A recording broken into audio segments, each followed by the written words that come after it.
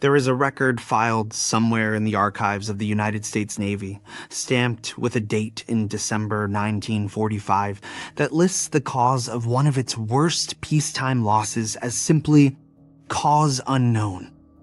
Not enemy action, not equipment failure, not pilot error, just unknown.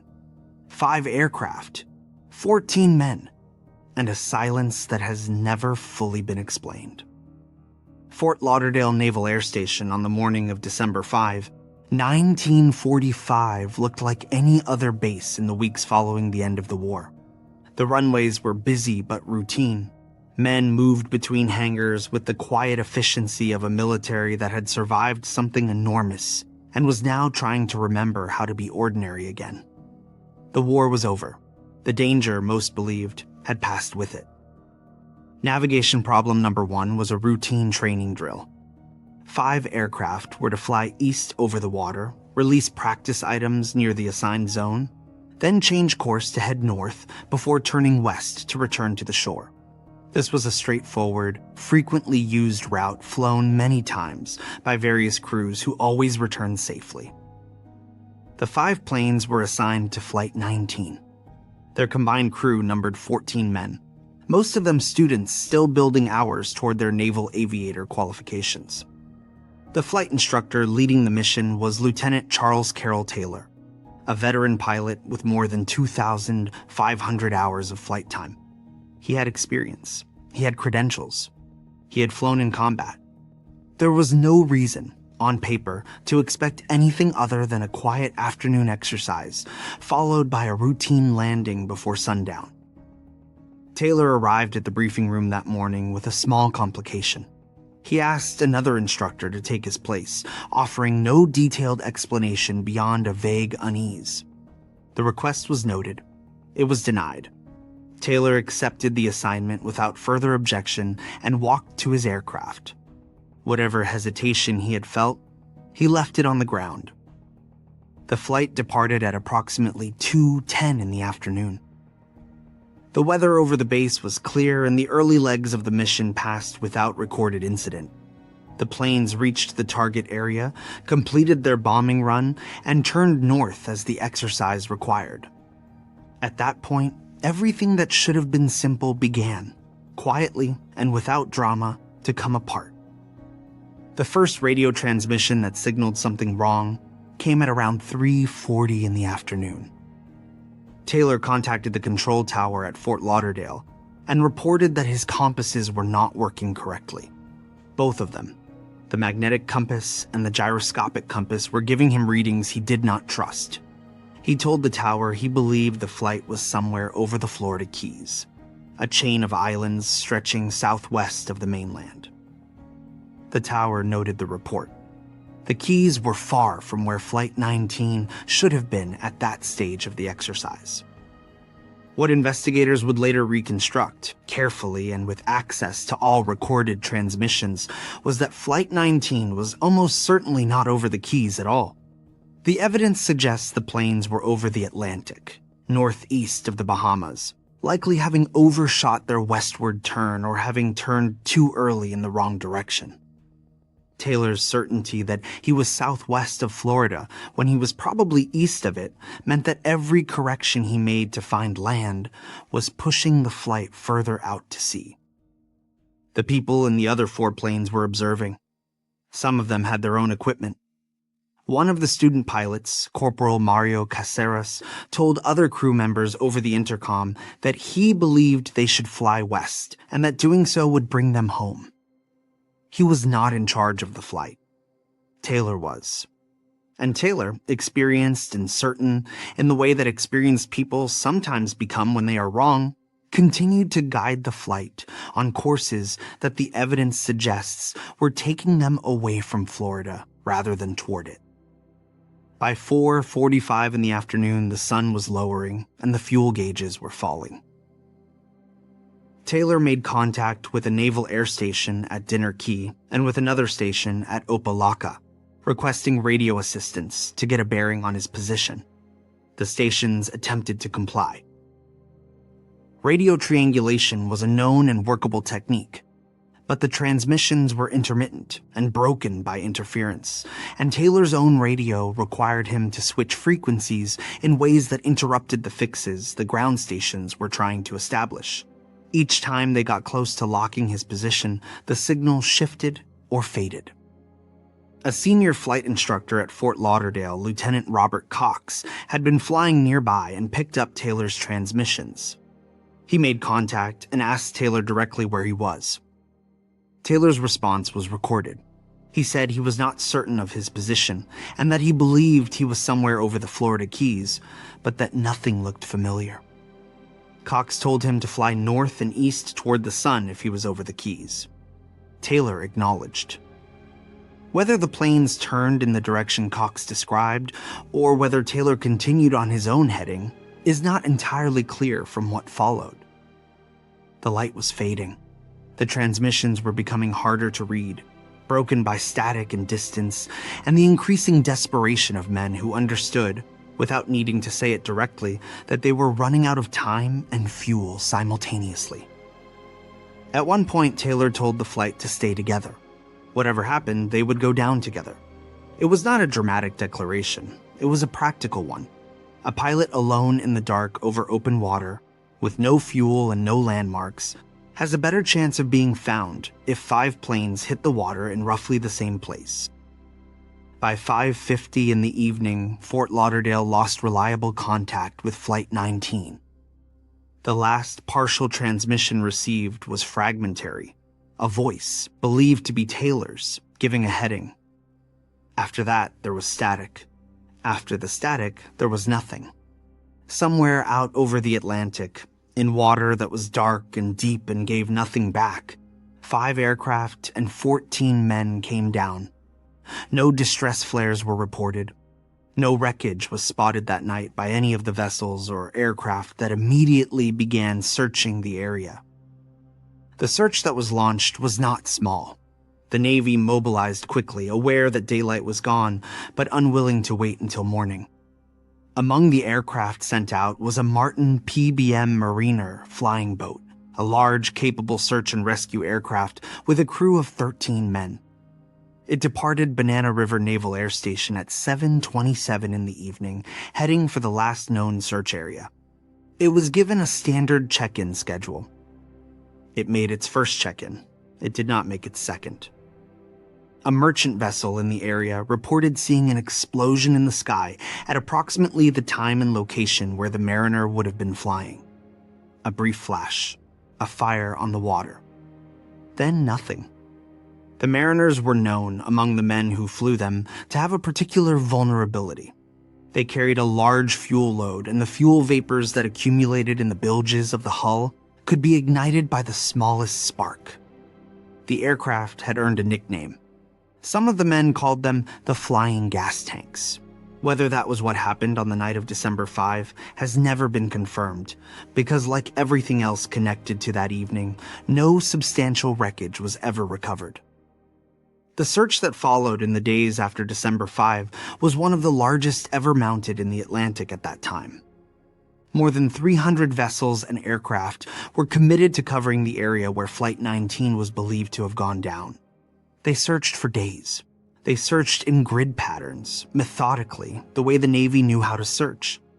They found nothing that could be confirmed as belonging to any of the 6 aircraft. No seat cushions, no life vests, no fuel slick of the kind that typically marks where a plane has hit water. The Atlantic, in that stretch, gave back nothing at all. The absence of wreckage troubled investigators in ways that were difficult to articulate in official language. Aircraft that go down over open ocean do not always leave large debris fields, particularly if they hit the water at speed and in darkness. But 5 aircraft going down in roughly the same area, along with a 6th that exploded in the sky, should have produced something. The ocean surface holds debris for days. Search crews who know what they are looking for are trained to find it. The fact that they did not find it was noted in the investigation. It was not explained. The Naval Board of Inquiry convened in the weeks following the disappearance. Investigators gathered every recorded transmission, every logbook entry, every account from personnel who had spoken with Taylor or the other crews that afternoon. They interviewed ground station operators who had tried to fix the flight's position. They reviewed the weather reports, which showed that conditions over the search area had deteriorated significantly by evening, with rough seas and winds that would have scattered surface debris quickly. They built as complete a picture as the evidence allowed. What they concluded about Lieutenant Taylor was careful and measured, the kind of language institutions use when they are trying to be accurate without being cruel. The board found that Taylor's belief that he was over the Keys, when he was almost certainly over the Atlantic, had been the central error of the afternoon. His decision to fly northeast rather than due west, which would have taken any aircraft over the Atlantic back toward the Florida coast, compounded that error with each passing mile. The board's initial finding placed the responsibility on Taylor's confusion and his reluctance to accept the navigational guidance being offered to him from the ground. Taylor's mother contested the finding. She had lost her son, and she was not willing to accept a conclusion that made him the cause of his own disappearance and the disappearance of 13 other men. She appealed.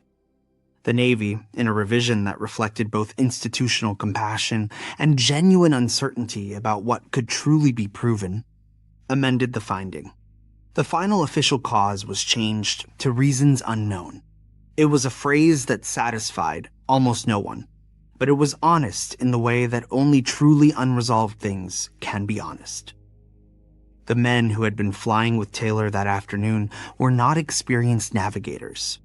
They were students, most of them, building hours and learning procedures under the guidance of an instructor who was himself, for reasons that were never fully documented, uncertain of where he was. Some of them left behind families who spent years afterward trying to understand what had happened. The records that exist are thorough in some places and silent in others. There are gaps in the transmission logs where interference swallowed words. There are headings recorded that don't match the positions the plane should have been in. The timeline, when laid out carefully, has moments in it that don't quite connect. Investigators noted an unusual issue with Taylor's compasses both failing at the same time, which is uncommon and could be due to magnetic anomalies or calibration problems. But some thought Taylor might have doubted the compasses even when they were working correctly due to his strong belief about his location, leading to a serious hazard of flight. The waters off the Florida coast and over the Bahamas are not uniform.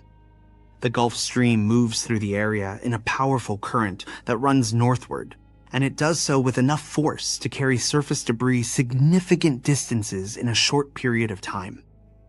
If the planes went down in or near the stream, wreckage could have been carried north and dispersed across hundreds of miles of open ocean within a day or two. The search grids that were established in the immediate aftermath were based on the best available estimate of where Flight 19 had gone down. But if that estimate was wrong by even a relatively small margin, the searchers may have been looking in the wrong place entirely. There have been searches since then. Over the decades, as underwater exploration technology improved, various expeditions have gone looking for the Avengers on the seafloor in the areas where they are believed to have come down. In 1991, a discovery was made that briefly generated significant attention. 5 Avenger aircraft were found on the seafloor off Fort Lauderdale in roughly 750 feet of water. They were in a group. They were the right type of aircraft. For a short period, it seemed as though Flight 19 had finally been located. The serial numbers told a different story. When divers got close enough to read the identification plates on the aircraft, they found that the numbers did not match any of the 5 planes assigned to Flight 19. The Avengers on the seafloor were 5 different aircraft from 5 different incidents that had ended up in roughly the same area of ocean floor over the years. The Atlantic off the Florida coast had accumulated its losses quietly and without ceremony, and what had looked like an answer turned out to be 5 separate silences laid close together by coincidence and current. The search was called off. Flight 19 remained unfound. The investigation was not reopened. The serial numbers were logged, the non-matching aircraft were cataloged, and the search vessels returned to port. Somewhere else on the seafloor, in water that no expedition has yet correctly identified, 14 men and 5 aircraft presumably remain. The ocean has kept them with a consistency that no inquiry has been able to challenge. What stayed with the people who worked those early searches, and what comes through in the accounts they left behind, was not the drama of the disappearance, but the quality of the silence that followed it. The sea in that region is not particularly remote. It is crossed constantly by vessels, monitored by radar, and flown over by aircraft every day. And yet the specific coordinates where Flight 19 ended have never been confirmed. The silence is not the silence of an unreachable place. It is the silence of a place that has simply not given back what it took. The years that followed did not bring closure so much as they brought accumulation. More files. More testimony from people who had been on duty that night and wanted decades later to say what they remembered. More technical analysis of the radio logs by people who had spent careers studying aviation navigation and who came away from the transcripts with the same quiet unease that the original investigators had felt. The record grew thicker without growing clearer. That is the nature of some disappearances. The more carefully you look, the more precisely you can describe the shape of what you do not know. Lieutenant Taylor had requested not to go on duty that morning. That fact is recorded without full explanation. He gave no detailed reason. He was denied and accepted the denial, and he walked to his work area, and he performed his duties.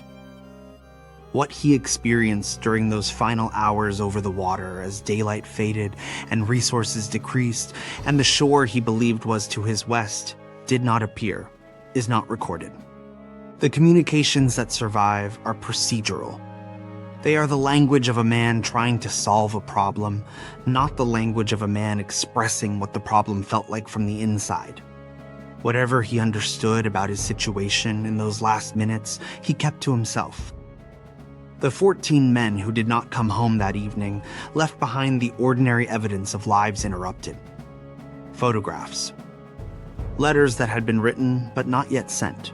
Personal items stored in lockers at the base that had to be collected and returned. The base itself continued operating. New classes of student pilots trained on the same routes, flew the same triangles over the same water, and landed at the same runways in the late afternoon light. The station did not close. The exercises did not stop. The Atlantic was still there, and the Navy still needed men who could navigate it. There is a memorial at Fort Lauderdale that carries the names of the men from Flight 19 and the crew of the Mariner that went out to find them. It is a quiet thing, as memorials at military installations tend to be. The names are arranged without rank of grief, simply listed, the way a log entry lists names, without commentary on what the listing costs. People visit it occasionally. Some of them descendants of the men named on it. Some of them simply people who found their way to the story and felt that finding their way to the place was the only response available to them. The declassified investigation files are now available. Most of them are reading through them is a slow and particular experience. The language is formal and precise in the way that official documentation is required to be, and that precision makes the gaps more visible rather than less. There are timestamps with nothing attached to them. There are references to transmissions that were recorded as received, but whose content is logged only as unintelligible. There is a moment in the timeline somewhere around 6:20 in the evening where the record simply stops producing new information after that point. There is nothing to log because there was nothing coming in. The file continues for many pages after that point, but they are pages of search reports and administrative follow-up. The story itself ends at 6:20 in static. The ocean floor in that region has never been fully mapped at the resolution that would be required to find 5 aircraft with confidence. The technology exists now that did not exist in 1945 or in 1991, and there are researchers who believe that a properly funded and carefully targeted search using modern sonar and autonomous underwater vehicles could locate the wreckage within a defined search area. Whether that search will ever be mounted is a different question, one that involves funding and priority and the particular calculus of what societies decide is worth recovering from the past. The families of the men involved have their own answers to that question. The institutions involved have theirs. They do not always match. What remains in the end is the shape of an afternoon. 5 planes lifting off a Florida runway into clear December air. A triangle drawn over water that should have been simple to complete. A compass reading that a man with 2,500 hours of experience chose not to trust. A series of transmissions that grew shorter and further apart as the light went out over the Atlantic. And then 14 men and 6 aircraft descending into water that has not returned them in more than 80 years. While the world above the surface continued turning, filing its reports, and moving on to other things. Some cases are not solved. They are simply carried. The Navy carries this one in a file marked with a cause it was unwilling to name precisely. The families carry it in the way that families carry things that cannot be put down or resolved, only held. The Atlantic carries it in the way that oceans carry everything given to them, without acknowledgement, without record, and without any indication that it intends to give it back. Somewhere beneath that water, the answer exists. It is complete and specific and entirely real. It is simply not available to us. And perhaps that is the most honest thing that can be said about Flight 19. Not that it is a mystery, but that it is a truth we have not yet found the depth to reach. No wreckage was ever confirmed. No coordinates were ever agreed upon. The Navy closed the file with a cause it could not name, and the Atlantic kept everything else. That is where the record ends.